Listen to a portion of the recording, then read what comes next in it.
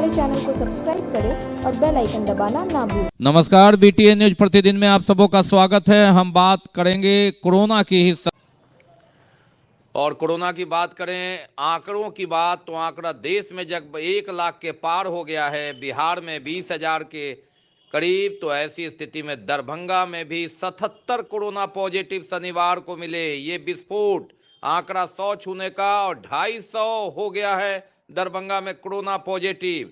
तो ये बड़ी खबर, आंकड़ों के हिसाब से खराब स्थिति और दिन दुनी रात चौगुनी छलांग लगाता हुआ कोरोना। और ये कोरोना का कोहराम है। आपको बता दें कि कल ही एक वरीय पुलिस पदाधिकारी एंटीजन जांच में पॉजिटिव आए हैं। उनका आरटीपीसीआर जांच भी गया है और कई न्यायिक पदाधिकारी, कई चिकित्सक, कई नर्स पॉजिटिव हैं। आज प्रखंड स्तर से जो जांच रिपोर्ट है उसके अनुसार 77 पॉजिटिव शनिवार को कोरोना पॉजिटिव। दरभंगा में 250 आंकड़ा कोरोना पॉजिटिव का, और यह 28 दिसंबर से 1 पॉजिटिव से शुरू हुआ था और धीरे धीरे दिसंबर तक ये 2 अंक में नहीं पहुंचा था और उसके बाद जनवरी में 8 तारीख को छलांग लगाता हुआ सीधे 250 आंकड़ा पहुंच गया है। जो कल तक के हमारे आंकड़े थे उसके हिसाब से 102 थे, उसमें अभी नए जुड़े हैं। अराउंड 200 का जो है आंकड़ा अभी तक हम लोगों का यहाँ आया है प्रकाश में। जो बाजार में है उसको हम लोगों ने निर्देश दिया है कि एक तो माइकिंग कराएंगे सभी जगह लोगों को जागरूक करने के लिए। दुकानदारों को भी निर्देश दिया गया है कि वो जो भी उनके यहाँ आते हैं वो सुनिश्चित करें कि लोग मास्क में हों और लोग एक्स्ट्रा कुछ डिस्पोजेबल मास्क भी रखें दुकान वाले अगर नहीं है। और इसके अतिरिक्त जो दंडात्मक है उसमें भी हम लोग फाइन वगैरह का भी निर्देश, अगर निर्देश का पालन नहीं करेंगे तो प्रावधान के आलोक में उन पर कड़ी कार्रवाई होगी। प्रखंडों में हम लोग माइकिंग कराते हुए लोगों को जागरूक करने के लिए, मास्क के प्रयोग के लिए प्रेरित करने के लिए निर्देश दिया गया है। अभियान चलाने के लिए चेकिंग में जो लोग निर्देश का तब भी पालन नहीं करें उन पे फाइन वगैरह के लिए भी निर्देश दिया गया। अभी जो प्रेजेंट प्रोटोकॉल है उसमें हम लोग RAT जो रैपिड एंटीजन टेस्ट होता है RT-PCR के साथ, वो भी इक्वली इफेक्टिव है। RT-PCR टेस्ट को हम लोग ज़्यादा रैंप अप कर रहे हैं और वो जल्दी रिजल्ट भी दे देता है और उसी को हम लोग फाइनल भी मानते हैं। उसमें अगर पॉजिटिव आ गया है तो उसको पॉजिटिव ही मान करके हम लोग उसी का होम आइसोलेशन और बाकी जो प्रोटोकॉल है उसका पालन कर रहे हैं। अभी जो अर्बन क्षेत्र है जहाँ पे भी लोग ज़्यादा केस पॉजिटिविटी, कोरोना काल को देखते हुए जिलाधिकारी राजीव रोशन की अध्यक्षता में स्वास्थ्य विभाग के सिविल सर्जन, जिला स्तरीय पदाधिकारी, सभी प्रखंड विकास पदाधिकारी, सभी प्रभारी चिकित्सा पदाधिकारी एवं बाल विकास परियोजना पदाधिकारी के साथ कोरोना से बचाव को लेकर ऑनलाइन समीक्षा बैठक आयोजित की गई। बैठक में जिलाधिकारी ने निर्देश देते हुए कहा कि सभी प्रखंडों में कोरोना से बचाव के उपाय का लगातार माइकिंग कराकर प्रचार प्रसार कर लोगों को जागरूक किया जाए। इसके लिए प्रखंड स्तर पर उपलब्ध सभी संसाधनों का प्रयोग किया जाए। शिक्षक, विकास मित्र, जीविका दीदी, आशा सेविका, सहायिका व किसान सलाहकार बिना मास्क के दुकान एवं प्रतिष्ठान में किसी को पाए जाने पर पहले उसे समझाया जाएगा, नहीं मानने पर जुर्माना किया जाएगा। ग्राहक मास्क में हो यह सुनिश्चित किया जाए। पंचायती राज के नव निर्वाचित प्रतिनिधियों से समन्वय स्थापित कर गांव-गांव में जागरूकता फैलाई जाए। इसके लिए प्रखंड विकास पदाधिकारी को नव निर्वाचित पंचायत जनप्रतिनिधियों के साथ वर्चुअल मीटिंग कर लेने के निर्देश दिए। साथ ही अगर उनके क्षेत्र में कोई संक्रमित हुआ है तो वे इसकी जांच। उन्होंने सभी प्रभारी चिकित्सा पदाधिकारियों को नियमित रूप से टेस्टिंग करने का निर्देश दिया और शहरी क्षेत्र में टेस्टिंग की संख्या 2 तिगुनी करने के निर्देश दिए गए। उन्होंने कहा कि यदि किसी का रैपिड एंटीजन टेस्ट पॉजिटिव आता है तो पुनः RT-PCR कराने की जरूरत नहीं है। यह रिपोर्ट निगेटिव आता है और कोरोना के लक्षण विद्यमान है तो RT-PCR जांच कराई जा सकती है। उन्होंने चिकित्सकों को प्रतिदिन पॉजिटिव मरीज से दूरभाष के माध्यम से 7 दिनों तक उनका हालचाल लेते रहने के निर्देश दिए तथा वैकल्पिक दिवस में चिकित्सक उनके घर जाकर देखेंगे। उन्होंने कहा कि ऐसा देखा जा रहा है कि अभी भी अधिकतर लोग मास्क का प्रयोग नहीं कर रहे हैं, जबकि इस महामारी से बचने का सर्वोत्तम उपाय N95 मास्क का प्रयोग या सर्जिकल मास्क के साथ कपड़े का मास्क का प्रयोग अनिवार्य है। उन्होंने कहा कि दुकानदार भी कुछ मास्क रखे हैं ताकि कोई ग्राहक बिना मास्क के पहुंचे तो उन्हें वह उपलब्ध करा सके। सभी प्रखंड के पदाधिकारी, उनके MOIC प्रखंड विकास पदाधिकारी, अंचल पदाधिकारी के साथ आज वीडियो कॉन्फ्रेंसिंग के माध्यम से चर्चा की गई है तैयारियों के संदर्भ में समीक्षा की गई है।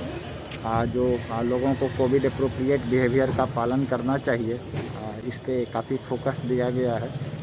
जो केस बढ़ रहे हैं, संक्रमण की जो दर बढ़ी है, इसको लेकर के और संक्रमण की स्थिति बनने पे हम लोग क्या तैयारी करें, कैसे लोगों को अधिक से अधिक सुविधा मिले, उनको जो होम आइसोलेशन किट है वो अवेलेबल हो, एम्बुलेंस की सुविधा हो, कंट्रोल रूम सभी जगह एक्टिवेट करने के लिए निर्देश दिए गए हैं।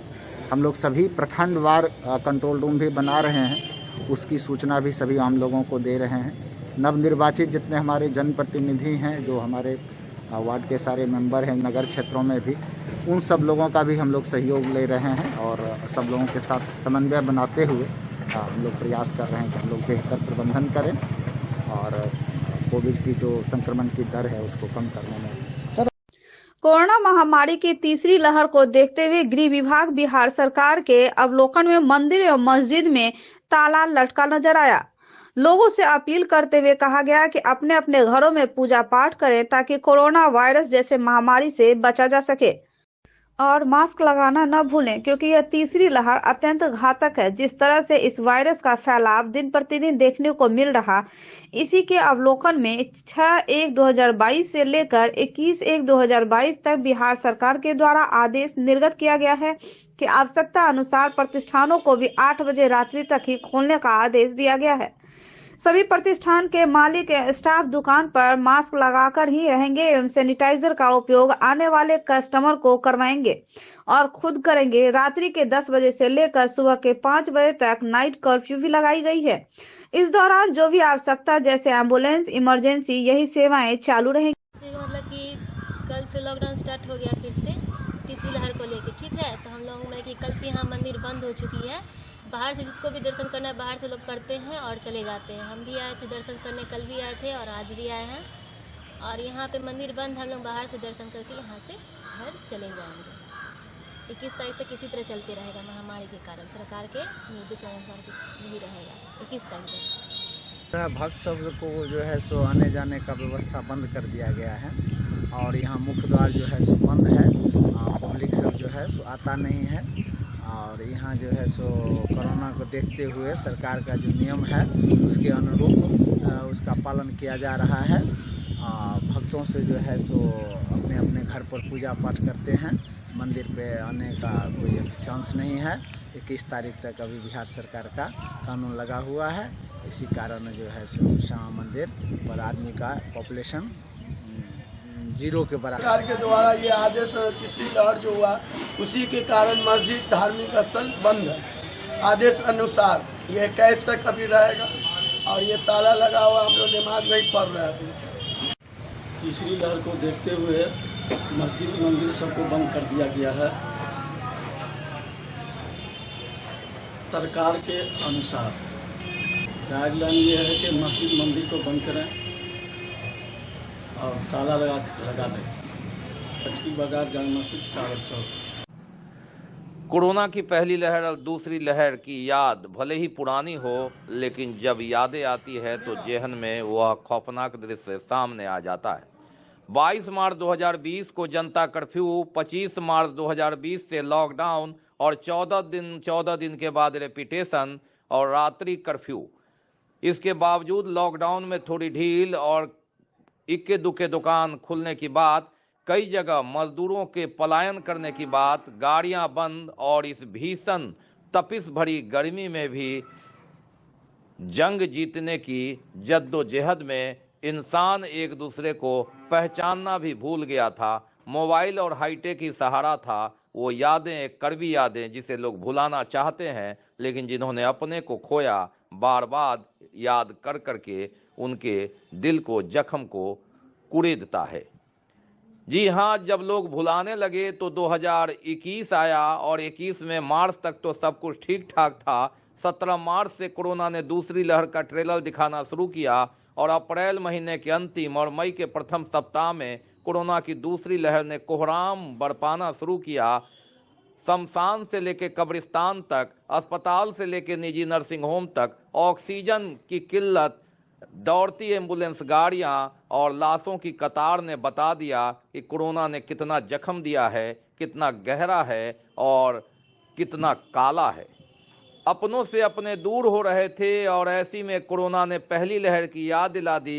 लेकिन अब जबकि तीसरी लहर किसी ने सोचा नहीं था, 28 दिसंबर को एक पॉजिटिव 2-4 कर करके और मामला जब सैकड़ों में पहुंच गया, देश में कोरोना 1 लाख से पार है और ये छलांग दिन दूनी रात चौगुनी लगा रहा है। ऐसी परिस्थिति में कोरोना की पहली लहर और दूसरी लहर को याद कर करके सतर्कता बरतना जरूरी, क्योंकि जान है तो जहान है।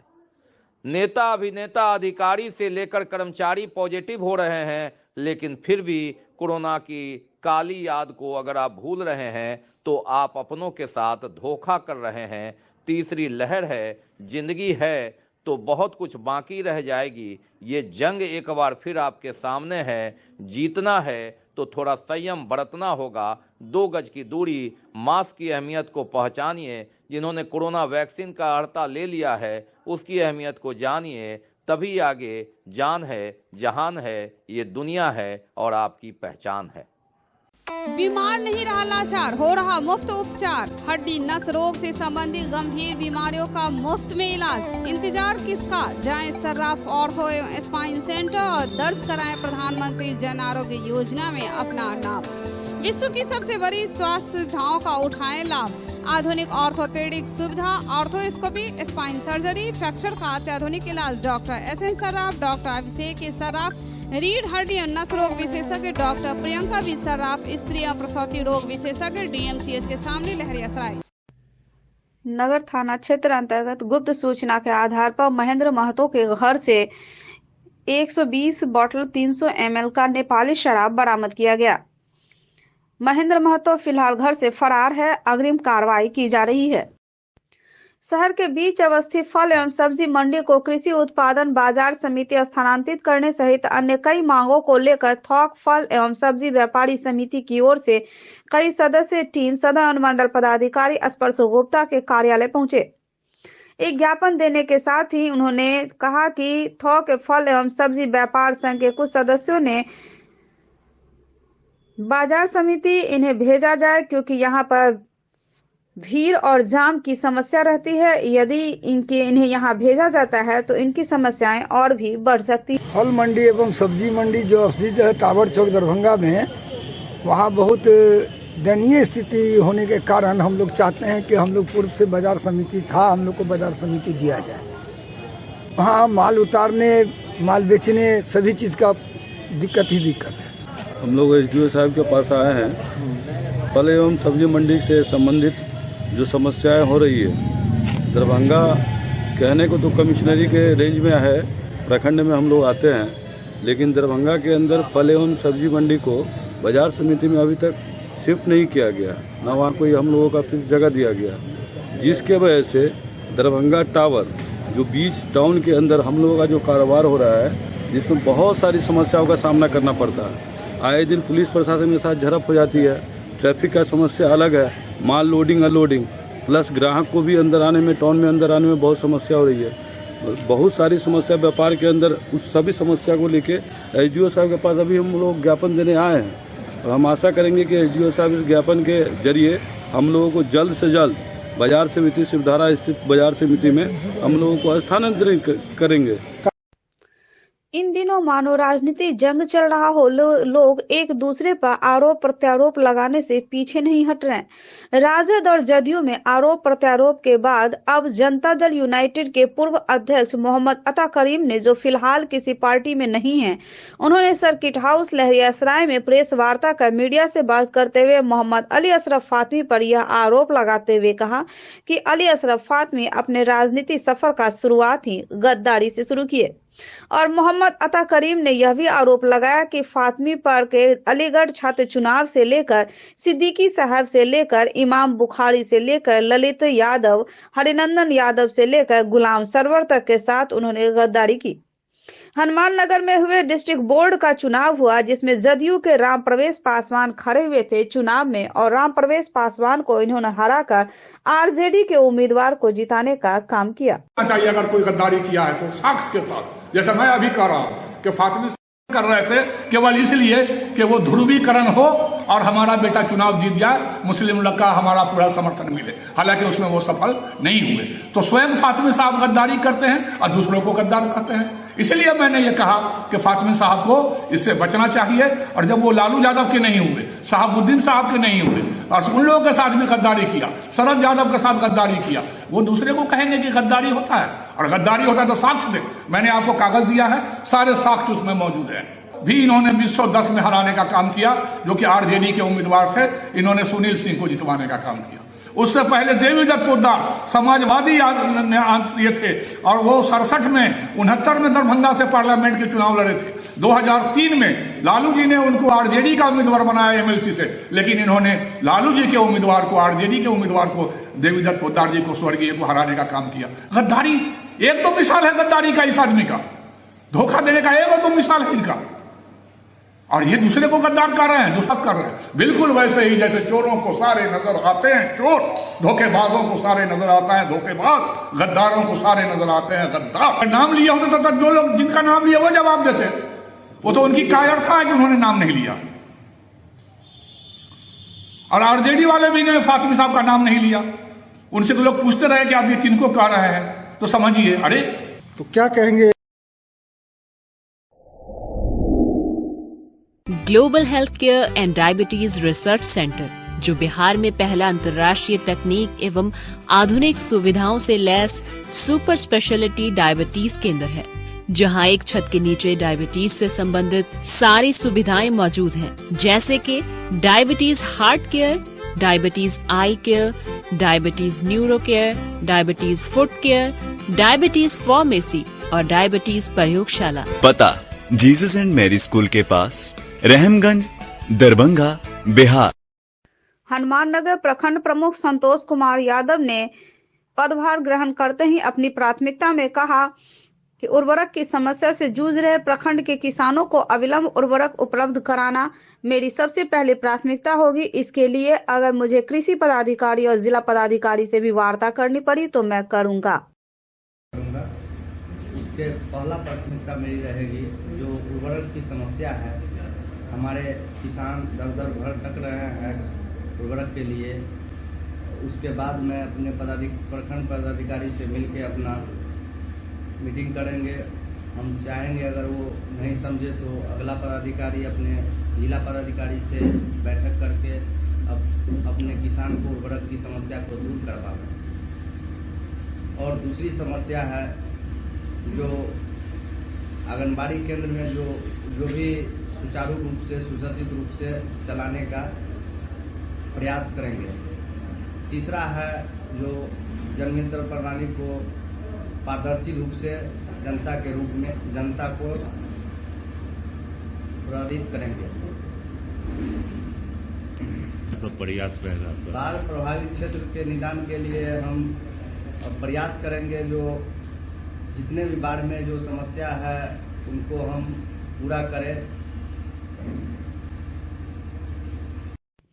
मीडिया स्पोर्ट्स क्लब की आम बैठक का आयोजन वरिष्ठ पत्रकार राकेश कुमार नीरज की अध्यक्षता में आयोजित हुई कर्मचारी विश्राम गृह में।